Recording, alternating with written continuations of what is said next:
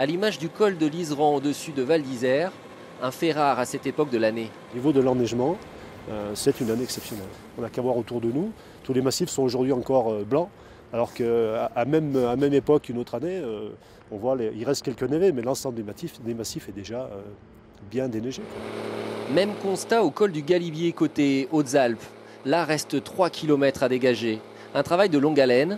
Comme pour le col de l'Iseran, il faudra encore plusieurs jours de labeur. Des murs jusqu'à 6 mètres de hauteur contre 3 mètres en moyenne l'année dernière, c'est du jamais vu à cette saison depuis 30 ans. En plus, la neige est particulièrement compacte, ce qui explique aussi la progression lente, minutieuse des engins de déneigement. 100 mètres par heure en moyenne pour 12 km d'asphalte à dégager. Or, il faut parfois passer 2 fois au même endroit, et ce en toute sécurité. D'où l'importance des sondeurs, là il y a déjà plus haut là. Qui repèrent le tracé à l'oreille. Là, vous entendez? Ça, normalement, c'est la route. Car les conducteurs d'engins évoluent au bord du vide, parfois même sur le fil. Quand on recule, on met une roue et que là, la machine, elle peut, avec différents étages, elle peut baigner d'un coup.